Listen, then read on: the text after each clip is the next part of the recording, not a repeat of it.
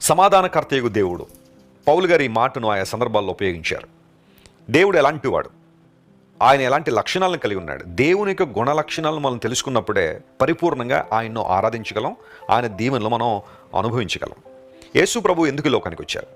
చాలామంది తెలియక యేసు ప్రభు అనగానే ఒక మతాన్ని స్థాపించడానికి వచ్చిన మత స్థాపకుడు అండి. ఎన్నో మతాలు భూమి మీద ఉన్నాయి, వాటన్నిటికీ మత స్థాపకులు ఉన్నారు, ఫౌండర్స్ ఉన్నారు. యేసు ప్రభు కూడా క్రైస్తవ్యాన్ని స్థాపించడానికి ఈ లోకానికి వచ్చిన ఒక మత స్థాపకుడు అని కొంతమంది అనుకుంటారు.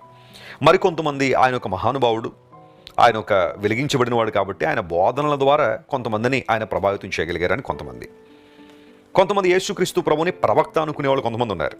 వారి గ్రంథాల్లో అలా రాసుందని చెప్పి యేసు ప్రభుని ప్రవక్త మాత్రమే అందరు ప్రవక్తలతో సమానం చేసేసి, వారు అనుకున్న ప్రవక్తకు కూడా యేసు ప్రభుని దిగజారు చేసి లేదా తక్కువ చేసేసి, వారు ఎవరినో ఒక ప్రవక్త అనుకుంటున్నారు కాబట్టి ఆ ప్రవక్త యేసు ప్రభు ఒక్కటే, పెద్ద తేడా ఏమీ లేదు వారిద్దరికీ అన్నట్టుగా మాట్లాడేవాళ్ళు కొంతమంది కనబడుతున్నారు.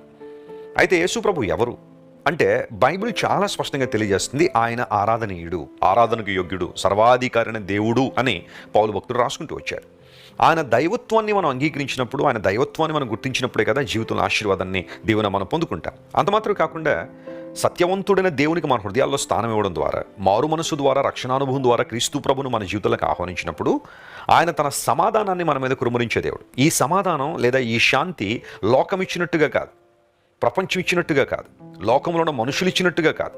కొన్ని ప్రాంతాలకు మనం వెళ్ళినప్పుడు లేదా కొంతమంది వ్యక్తులు మనం కలిసినప్పుడు ఏదో ప్రశాంతంగా ఉన్నట్టు, ప్రశాంతంగా కనబడుతున్నట్టుగా కొన్ని అంశాలు కనబడచ్చు, కానీ నిజమైన ప్రశాంతత అక్కడ లేదు, నిజమైన శాంతి అక్కడ లేదు.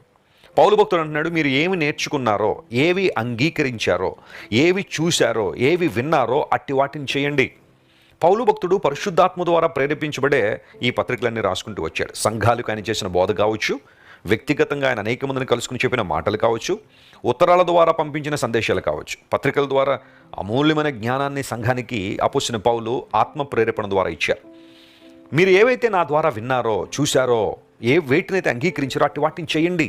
క్రైస్తవ జీవితం యొక్క బాధ్యత ఏంటి అంటే, మన కర్తవ్యం ఏంటంటే దేవుని వాక్యం ఏం చెబుతుందో అది చేయడం. చాలామంది మనుషులు ఏం చెప్పారండి, వాళ్ళు ఏం చెప్పారండి, పెద్దలు ఏం చెప్పారండి, వాటిని చేసుకుంటూ పోతామండి. లేఖనాలు ఏం చెప్తున్నాయో మాకు అక్కర్లేదు అన్నట్టుగా బ్రతికే వాళ్ళు చాలామంది ఉన్నారు. బైబిల్ గ్రంథంలో గమనిస్తే లేఖనం ఏమి చెప్పుచున్నది, ఏ పని చేస్తున్నా, ఏదైనా ఒక పద్ధతిని అనుసరిస్తున్నా లేదా ఒక కార్యాన్ని చేస్తున్నా లేఖనం ఏమి చెప్పుచున్నది, బైబిల్ ఏం చెబుతుంది ఈ విషయంలో అని పరిశీలన చేసి ముందుకెళ్తున్నావా, లేకపోతే ఎవరో చెప్పారు కదా అని గుడ్డిగా చేసేసి వెళ్ళిపోతున్నావా? క్రైస్తవ్యం అనేది గుడ్డి నమ్మకం కాదు. It's not a blind faith.